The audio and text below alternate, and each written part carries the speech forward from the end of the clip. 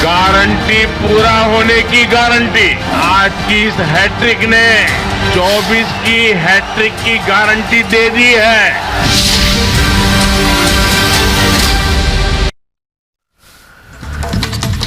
नमस्कार दोस्तों, 9 का निशाना लेकर मैं हाजिर हूं आपके साथ वैभव मिश्रा, और इस बुलेटिन में मेरे साथ मेरी सहयोगी मोनिका भी जुड़ी हुई है। लेकिन लगातार जीत के बाद बीजेपी आश्वस्त और उसके इरादे मजबूत होते हुए, क्योंकि मोदी की जीत की गारंटी और अब कल प्रधानमंत्री ने बिल्कुल साफ कर दिया कि ये हैट्रिक की भी गारंटी है। बड़ी खबर आपको बताएंगे। दरअसल तिजारा से विधानसभा चुनाव जीते बाबा बालकनाथ को दिल्ली बुलाया गया है। सूत्रों के हवाले से खबर है, क्योंकि राजस्थान में भारतीय जनता पार्टी की शानदार जीत और अब मंथन मुख्यमंत्री के नाम को लेकर। ऐसे में तिजारा से टिकट दिया गया था बाबा बालकनाथ को और अब दिल्ली बुलाया गया है बाबा बालकनाथ को। यह बड़ी खबर है राजस्थान की राजनीति से जुड़ी।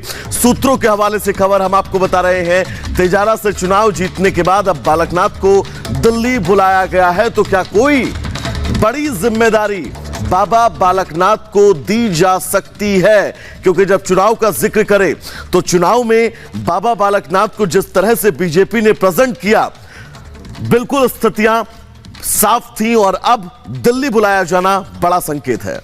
तो देखिए, बाबा बालकनाथ को दिल्ली बुलाया जाना कई मायनों में तमाम तरह के जो इशारे हैं वो करता हुआ नजर आ रहा है, क्योंकि राजस्थान में बीजेपी ने कोई भी चेहरा नहीं रखा था। प्रधानमंत्री नरेंद्र मोदी के चेहरे पर चुनाव जीता गया है। बाबा बालकनाथ को दिल्ली बुलाया गया है तो सवाल यही कि क्या एक और साधु को सीएम बनाने की तैयारी है? जिस तरीके से उत्तर प्रदेश में योगी राज है, क्या वही कुछ यहां पर भी देखने को मिलेगा कि एक और साधु को सीएम बनाने की तैयारी में बीजेपी है? बाबा बालकनाथ को लेकर अब प्रमोद कृष्णम का ट्वीट भी सामने आ गया है। कांग्रेस नेता ने ट्वीट कर सोशल मीडिया प्लेटफॉर्म एक्स पर लिखा है, एक और साधु को सीएम बनाने की तैयारी। आगे उन्होंने सवालिया लहजे में ये बात लिखी है, क्वेश्चन मार्क लगाकर सवालिया लहजे में उन्होंने इस बात का जिक्र किया है कि क्या एक और साधु को सीएम बनाने की तैयारी है। प्रमोद कृष्णम ने ये ट्वीट किया है। बिल्कुल, इस बीच एक और बड़ी खबर आपको बता दें। अशोक गहलोत पर प्रमोद कृष्णन ने तंज कसा है, सारी जादूगरी धरी की धरी रह गई। ये ट्वीट के जरिए कहा है, कहते थे कुर्सी मुझे छोड़ती नहीं है, अब उन्हें कुर्सी छोड़नी पड़ी। पायलट को सीएम न बनने देने से गहलोत खुश।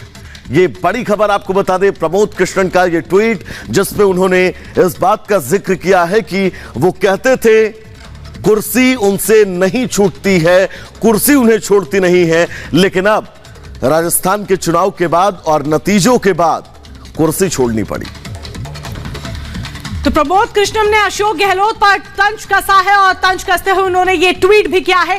जिस तरीके से भारतीय जनता पार्टी ने 3 राज्यों में बम्पर जीत हासिल की है, भगवा लहराया है, जिसमें राजस्थान, मध्य प्रदेश और छत्तीसगढ़ शामिल है। ये कहीं ना कहीं भारतीय जनता पार्टी का जो नारा था, प्रधानमंत्री नरेंद्र मोदी का जो नारा था कि मोदी मतलब जीत की गारंटी, कहीं ना कहीं अब मोदी मतलब हैट्रिक की गारंटी भी हो गया है। क्योंकि 2023 का जो जनादेश आया है वो कहीं ना कहीं पीएम मोदी के अनुसार 2024 का संदेश देता नजर आ रहा है। रिपोर्ट देखिए।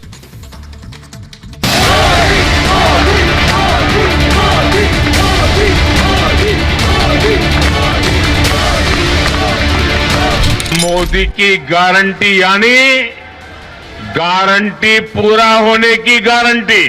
और कुछ लोग तो कह रहे हैं कि आज की इस हैट्रिक ने 24 की हैट्रिक की गारंटी दे दी है।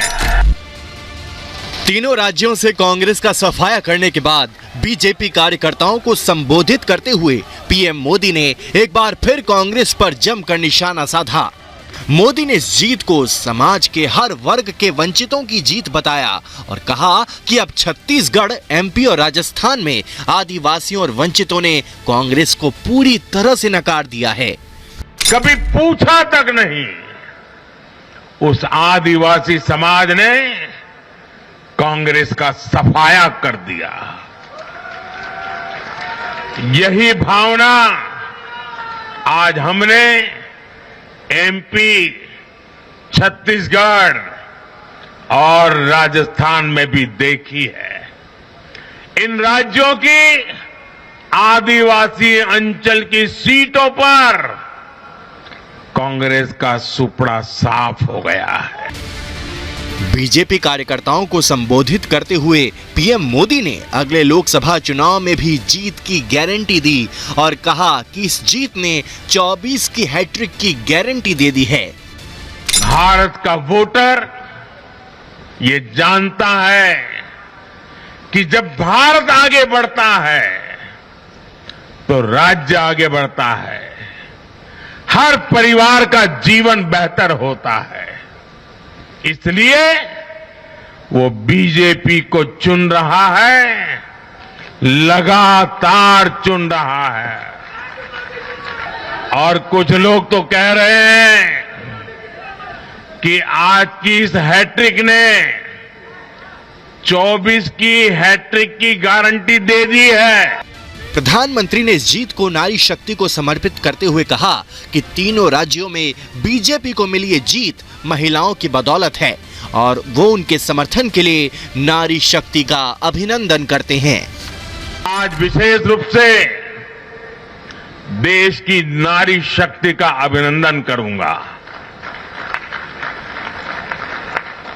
रैलियों में मैं अक्सर कहता था कि इन चुनावों में नारी शक्ति ये ठान कर निकली है कि भाजपा का परचम लहराएगी। राजस्थान में कांग्रेस के भ्रष्टाचारी सरकार पर तंज कसते हुए पीएम ने कहा कि वो आमतौर पर किसी तरह की राजनीतिक भविष्यवाणी नहीं करते, लेकिन उन्होंने पहले ही बता दिया था कि जनता राजस्थान से कांग्रेस सरकार को उखाड़ फेंकने वाली है। राजनीति के इतने वर्षों में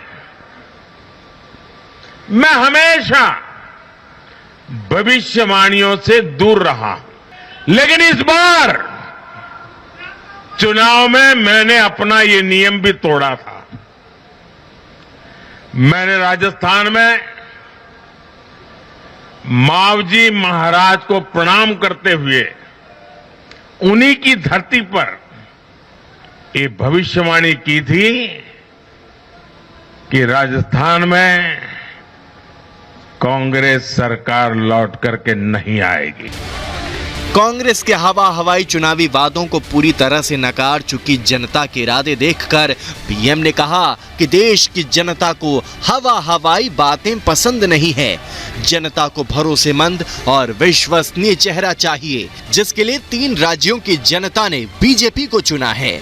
हवाई हवाई बातें करना और लोभ लालच की घोषणाएं करना ये मतदाता पसंद नहीं करता। मतदाता को एक विश्वसनीयता चाहिए, एक भरोसा चाहिए। इसलिए वो बीजेपी को चुन रहा है, लगातार चुन रहा है। प्रधानमंत्री मोदी ने गाली देने वाले घमंडिया गठबंधन के चंद नेताओं पर भी पहली बार कुछ बोला। पीएम ने कहा कि आप गाली देकर मीडिया का ध्यान अपनी तरफ खींच सकते हैं, लेकिन इससे वो जनता के दिल में जगह नहीं बना सकते। उन्होंने 3 राज्यों में आए नतीजे को ऐसे नेताओं के लिए सबक बताते हुए कहा कि सुधर जाइए, वरना जनता आपको चुन चुन कर साफ कर देगी। ऐसी सभी पार्टियों को आज गरीबों ने चेतावनी दी है, सुधर जाइए, सुधर जाइए, वरना जनता आपको चुन चुन करके साफ कर देगी। बहरहाल बीजेपी कार्यकर्ताओं को हैट्रिक की गारंटी देकर पीएम मोदी ने एक बार फिर विपक्ष को ये संदेश दे दिया है कि लोकसभा 2024 के रण का बिगुल फूंका जा चुका है और वो विपक्ष के तमाम चुनौतियों का सामना करने के लिए पूरी तरह से तैयार हैं। Bureau report, Republic Bharat.